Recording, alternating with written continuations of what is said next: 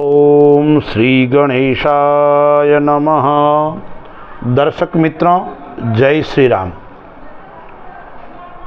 मिथुन राशि मई 2025 कैसा रहेगा, आइए हम विचार करते हैं। दर्शक मित्रों, राशि कर्म के अंदर तीसरी राशि यानी मिथुन राशि, स्वामी उसका बुध है, जो बुद्धि के अधिष्ठाता देव भी है, गणपति महाराज। तो मिथुन राशि वाले जो जातक है, वो जातक आत्मविश्वास से परिपूर्ण होते हैं, कार्य के प्रति सजग और सावधान भी होते हैं, लेकिन तत्कालीन शत्रु उनके उत्पन्न हो जाते हैं और उसके कारण वो बार बार थोड़े परेशान भी रहते हैं। तो ऐसे जातकों के लिए यह मई 2025 कैसा रहेगा, ग्रहों की स्थिति क्या है, पहले ग्रहों के ऊपर विचार करते हैं और फिर फलादेश के ऊपर विचार करते हैं। गोचर की स्थिति के अंदर मंगल है, वो कर्क राशि के अंदर नीच का होकर भ्रमण कर रहा है दूसरे घर के अंदर। चौथे घर के अंदर कन्या राशि में केतु है, लेकिन केतु 18 महीना से कन्या राशि के अंदर है और मई महीना की 18 तारीख को वो राशि परिवर्तन कर रहा है और वो पराक्रम स्थान में जाएगा, सिंह राशि में जाएगा। 10वें घर के अंदर बुध है, शुक्र है, शनि है और राहु है। 4 ग्रहों की युति है। उसमें बुध राशि परिवर्तन करेगा, 6 तारीख को मेष राशि में आएगा और 23 तारीख को वो वृषभ राशि में आएगा, यानी 3 राशि को स्पर्श कर रहा है बुध। राहु है, वो पीछे की ओर आएगा 18 माह के बाद में, भाग्य स्थान के अंदर कुंभ राशि के अंदर 18 मई को आने वाला है। सूर्य है, वो आय स्थान के अंदर 15 तारीख तक उच्च में है और फिर वो वृषभ राशि के अंदर आएगा। और गुरु, देवगुरु बृहस्पति 14 तारीख को रात्रि में मिथुन राशि में आने वाले हैं, लग्न के अंदर आने वाले हैं। तो देखिए, इस माह के अंदर 5 ग्रह परिवर्तन कर रहे हैं। उसमें 3 ग्रह बड़े, गुरु, राहु और केतु। गुरु 13 महीने के बाद में और राहु केतु 18 महीने के बाद में राशि परिवर्तन कर रहे हैं, इसलिए बहुत बड़ा बदलाव आने वाला है, बहुत बड़ी स्थिति होने वाली है। कैसी होगी, आइए हम थोड़ा विचार करते हैं। तो मिथुन राशि वालों के लिए इस माह की कौन सी तारीख खराब रहने वाली है? 8, 9, 10, 18, 19, 27 और 28 तारीख, यह तारीखें मिथुन राशि वालों के लिए खराब रहेगी। कहीं न कहीं यह दिन आपको परेशानी के अंदर डाल सकता है, वाद विवाद के अंदर डाल सकता है और फालतू के कामों में आपका समय व्यतीत होगा। इसलिए आपकी इस दिन दिनचर्या, आपका कार्यक्रम तय होना चाहिए। दिनचर्या यदि आपकी सही नहीं होगी, आप लापरवाह होंगे, तो आपको उसका नुकसान उठाना पड़ सकता है। तो इन तारीखों में आपको कुछ बातों का ध्यान रखना पड़ेगा।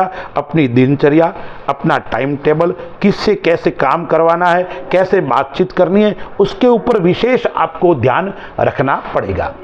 अब हम विचार करते हैं व्यापार की दृष्टि से मिथुन राशि वालों के लिए क्या रहेगा। 10वें घर के अंदर 4 ग्रह है, केतु की दृष्टि है, शुक्र उच्च का है, बुध नीच का है, लेकिन 6 तारीख को चला जाएगा। शुक्र और शनि की युति, गुरु के घर के अंदर शुक्र भी है, शनि भी है, राहु भी है और बुध भी है, लेकिन राहु और बुध मई माह के अंदर जगह चेंज कर रहे हैं। तो व्यापार की दृष्टि से देखते हैं तो थोड़ा उठा पटक देखने को मिलेगा, लेकिन 18 तारीख के बाद में ये उठापटक समाप्त हो जाएगी। 18 तारीख तक मिथुन राशि वालों को व्यापार के अंदर सावधानी रखनी है, व्यापार के अंदर सोच समझ के काम करना है। 18 तारीख के बाद में आपके सामने काम आएंगे, आपके सामने अच्छे अच्छे अवसर आएंगे और वो आपको कहीं न कहीं लाभ देके जाने वाला है। आपने काफ़ी समय से यदि योजना बना के रखी है, आपने काफ़ी समय से यदि कोई व्यापार नया प्रारंभ करना चाह रहे हो तो 18 तारीख के बाद में आपके नए व्यापार का योग भी आ रहा है, नए काम का योग आ रहा है और नए राज्यों के अंदर दूसरे स्थानों में आपका काम बढ़ेगा। आपने विचार किया है कोई गुजरात में काम बढ़ाने का, आपका काम बड़े लेवल पर है तो उसके अंदर आपको कहीं न कहीं लोग मिलेंगे और आपका काम बढ़ेगा। 18 तारीख तक थोड़ी आर्थिक स्थिति डावाडोल हो सकती है, 18 तारीख के बाद में स्थिति आपकी संतुलित रहेगी, आर्थिक स्थिति आपकी अच्छी रहेगी। तो व्यापार की दृष्टि से देखें तो आपको चिंता करने की आवश्यकता नहीं है, कहीं न कहीं यह लाभ देके जाने वाला समय रहेगा।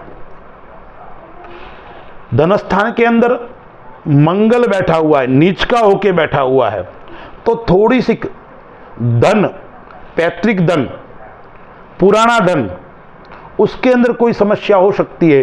कोई आपने किसी को पैसे उधार दिए तो वो आने वाले नहीं है। आप किसी से पैसे मांग रहे हैं या किसी का बीच में आपने एक गवाही भी ली है तो उसके कारण थोड़े आप परेशान रह सकते हैं। अब विचार करते हैं विद्यार्थियों की दृष्टि से। तो विद्यार्थियों के लिए ये समय अच्छा है, लेकिन कब तक? 15 तारीख के बाद में, क्योंकि सूर्य की 7वीं दृष्टि 5वें घर के ऊपर विद्या स्थान के ऊपर पड़ रही है, लेकिन पंचमें उच्च का है, इसलिए विद्या के अंदर सफलता तो मिलेगी, 15 तारीख के बाद में और अच्छी मिलेगी, उससे पहले भी मिलेगी, लेकिन अध्ययन में आपका मन नहीं लगेगा, एकाग्रता की कमी रहेगी।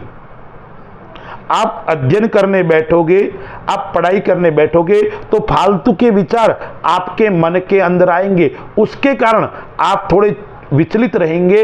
अन्यथा विद्यार्थियों के लिए यह समय अच्छा है और श्रेष्ठ फल देने वाला रहेगा।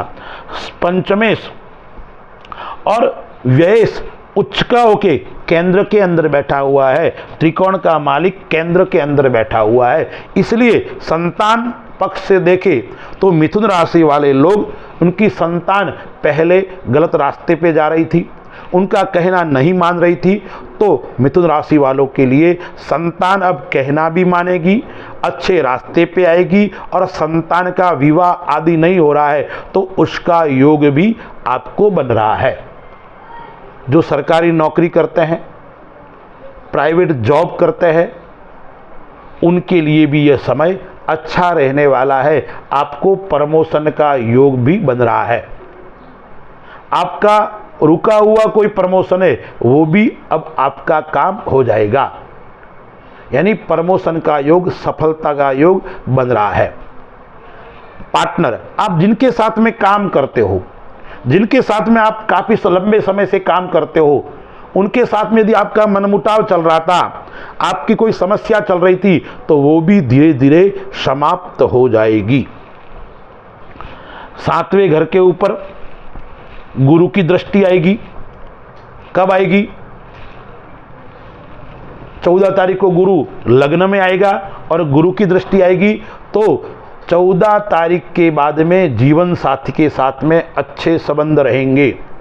आपका विवाह नहीं हो रहा है तो विवाह भी हो जाएगा, यानी 14 तारीख से पहले थोड़ी समस्या रहेगी, लेकिन उसके बाद में जीवन साथी के साथ में आपका अच्छा प्रेम रहेगा, अच्छा संबंध रहेगा और आपको कहीं न कहीं लाभ की प्राप्ति होने वाली है।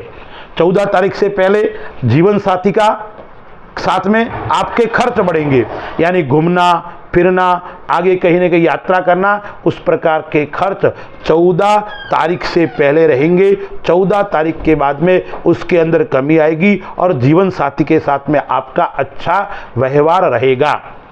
स्वास्थ्य की दृष्टि से देखते हैं तो मिथुन राशि वाले जातकों के लिए स्वास्थ्य अनुकूल रहेगा। स्वास्थ्य के अंदर अच्छा रहेगा, पुरानी कोई बीमारी है वो बीमारी भी समाप्त हो सकती है और आपको डॉक्टर के चक्कर अब काटने नहीं पड़ेंगे, इसलिए स्वास्थ्य अच्छा रहेगा, खान पीन भी अच्छा रहेगा आपका, और आप जो स्वास्थ्य के प्रति लापरवाह थे वो लापरवाह भी आप धीरे धीरे कम होंगे। आप स्वास्थ्य के प्रति सजग और सावधान भी रहेंगे। परिवार की दृष्टि से समय अच्छा रहेगा, परिवार वालों से आपका लगाव भी रहेगा, माता पिता से भी आपका संबंध अच्छा रहेगा। और उसमें भी 18 तारीख के बाद में जैसे ही केतु पराक्रम स्थान के अंदर आ जाएगा और राहु भाग्य स्थान के अंदर आ जाएगा, तो उसके बाद में आपका माता पिता से और अच्छा लगाव रहेगा और अच्छा संबंध रहेगा। मिथुन राशि वालों को सावधानी क्या रखनी है? एक तो वाहन धीरे चलाना है, और यदि आप शेयर मार्केट के अंदर, सट्टे के अंदर काम करते हो या आकस्मिक धन प्राप्ति के ऐसे काम करते हो जिसको हम कह सकते हैं 2 नंबर के धंधे, उसके अंदर थोड़ी आपको सावधानी रखनी पड़ेगी। अन्यथा कहीं न कहीं आप न्यायालय आदि के चक्कर आपको काटने पड़ेंगे। आपके ऊपर कोर्ट के अंदर केस है, पुलिस की समस्या है, ये समस्याएं आपको परेशान कर सकती है। राजनीति के अंदर जो काम करते हो तो उसके अंदर आपको सफलता मिलेगी। धार्मिक यात्रा का योग आपको बन रहा है। व्यापार की यात्रा और धार्मिक यात्रा दोनों का योग बन रहा है, और उसके अंदर भी आपके लिए अच्छा और श्रेष्ठ रहेगा। कुछ सावधानी आपको और रखनी पड़ेगी। गुरु की दृष्टि 8वें घर के ऊपर है, तो आपको ऋण लेने से बचना है। कब तक? 14 मई तक, उसके बाद में आप ऋण ले सकते हैं। इसके अलावा ससुराल से आपको थोड़ी दूरी बना के रखनी पड़ेगी 14 तारीख तक, उसके बाद में आपकी ये समस्या भी समाप्त हो जाएगी। इन बातों का आपको ध्यान रखना है।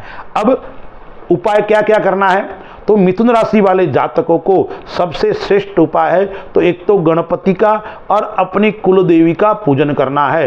प्रतिदिन भगवान गणेश जी के मंदिर में जाकर भगवान गणपति महाराज को लाडू, दुर्वा आदि अर्पण कीजिए। और उपाय क्या करना है? यदि आपके घर के अंदर श्री यंत्र है या लक्ष्मी यंत्र है, उसका अर्चन और पूजन करना है। लक्ष्मी जी का कोई स्तोत्र का पाठ करो, पंचामृत से आप श्री यंत्र का अभिषेक करो। लक्ष्मी और गणेश की पूजा से महीना आपके लिए श्रेष्ठ और शुभ फल देने वाला होगा। इसलिए मिथुन राशि वाले जातक गणपति और लक्ष्मी की पूजा करें। और एक बात आपको छोटी सी और ध्यान रखनी है, अपने से बड़े हैं, अपने गुरु है, आदरणीय है, उनका सत्कार करना, उनकी आज्ञा में रहना और उनके अनुसार रहोगे तो आपको कई प्रकार के लाभ प्राप्त होंगे। अस्तु। जय श्री राम।